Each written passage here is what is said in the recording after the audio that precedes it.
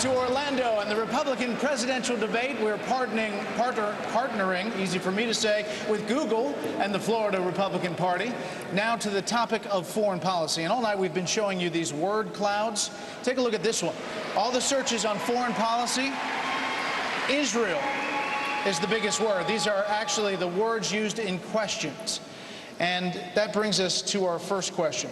This week, with the Palestinian efforts at the United Nations, the issue of the future of Israel is a big concern to questioners. In fact, Governor Romney, the next question was a top question voted in the foreign policy section from Yigal Marcus in Teaneck, New Jersey. As president, how would you approach the new reality in the Middle East, specifically with regards to our ally Israel and the existential threats it faces from Iran, Hamas, Hezbollah, and now the Palestinian Authority? Governor Romney. Very simply, you start off by saying that you don't allow an inch of space to exist between you and your friends and your allies. The president went about this all wrong. He went around the world and apologized for America. He addressed the United Nations in his inaugural address and chastised our friend Israel for building settlements and said nothing about Hamas launching thousands of rockets into Israel. Just before Bibi Netanyahu came to the United States, he threw Israel under the bus, trying to negotiate for Israel. The right course, if you disagree with an ally, you talk about it privately, but in public you stand shoulder to shoulder with your allies. The right course for us is not to try and negotiate for Israel. The right course is to stand behind our friends, to listen to them, and to let the entire world know that we will stay with them and that we will support them and defend them. And with regards to Iran, which perhaps represents the greatest existential threat to Israel, we have to make it abundantly clear. It is unacceptable, and I take that word carefully, it is unacceptable for Iran to become a nuclear nation. Thank you, Governor Romney. Mr. Cain, this week, the Palestinian Authority brought their bid for statehood to the United Nations. How would you respond to the unilateral declaration of a Palestinian state? It starts with an extension of the Reagan philosophy of peace through strength. My philosophy would extend that to peace through strength and clarity. This administration has not made it clear how it stands with Israel. When I was in Israel last month, I met with the Deputy Prime Minister. And he made it shockingly, chillingly clear that given everything that's going on, number one, Israel will defend itself with all of the tensions going on in the Middle East. And he also made it real clear that he wasn't sure how this administration stood when it came to Israel. I made it clear, which I would also make it clear to all of the other people in the world, that if you mess with Israel, you're messing with the United States of America. We will stand solidly behind Israel.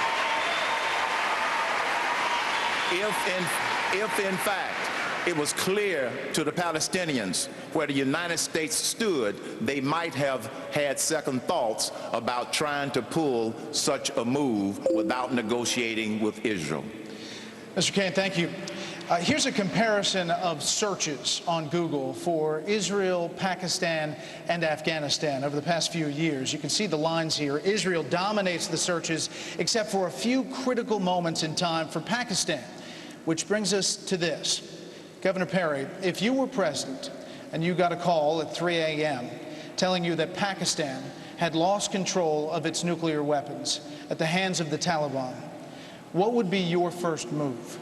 Well, obviously, before you ever get to that point, you have to build a relationship in that region. And that's one of the things that this administration has not done.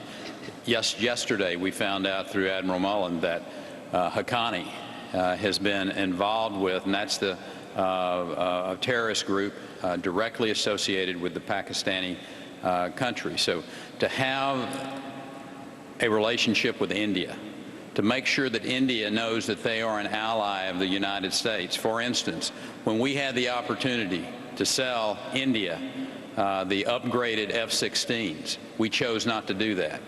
We did the same thing with Taiwan. The point is, our allies need to understand clearly that we are their friends. We will be standing by there with them. Today, we don't have those allies in that region that can assist us if that situation that you talked about were to become a reality. Senator Santorum, if the security situation were to fall apart in Iraq in 2012, would you support sending U.S. troops back to the region to stabilize the gains made? I'm not for taking them out of the region. I believe that we need to listen to our generals, and our generals are very, very clear that we need to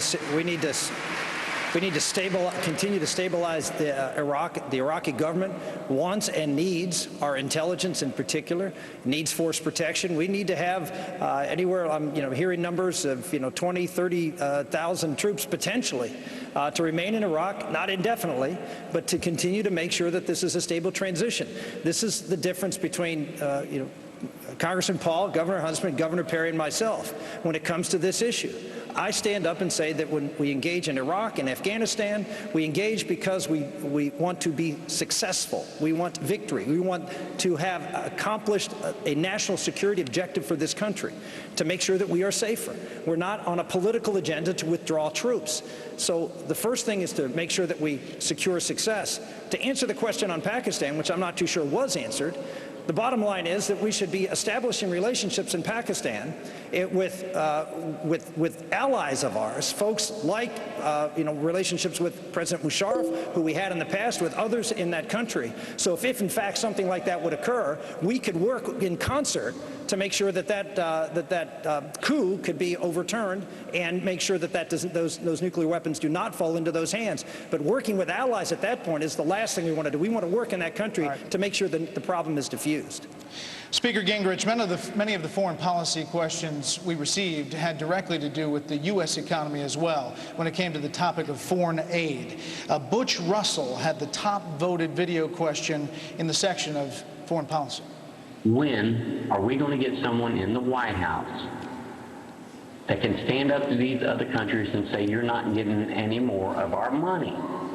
This is stupid. We send billions of dollars overseas to countries that hate us. Speaker Gingrich. I actually think there's a lot to that, and I've been a strong supporter of international assistance, but I think there are a couple of good reasons to review the whole program. First of all, I'd replace virtually all government-to-government aid with some kind of investment approach that encouraged American companies to create jobs that made both the United States and the other country wealthier. Our bureaucrats giving their bureaucrats money is a guaranteed step towards corruption. Second, I think when you have countries that vote against you in the United Nations consistently, you really have to ask yourself, why are you giving them anything? I mean, if they're not your ally, why are you have a... We came out of World War II with a generosity that made perfect sense when we had 50% of the world economy. And it was a different world. And we need to understand how different it is. But I want to go back to your question on Pakistan, because I think people need to understand how real this is. This world is in danger of becoming dramatically more dangerous in the not-too-distant future. People talk about an Iranian weapon. There may be well over 100 nuclear weapons in Pakistan, and the example you used is not too far-fetched to worry about.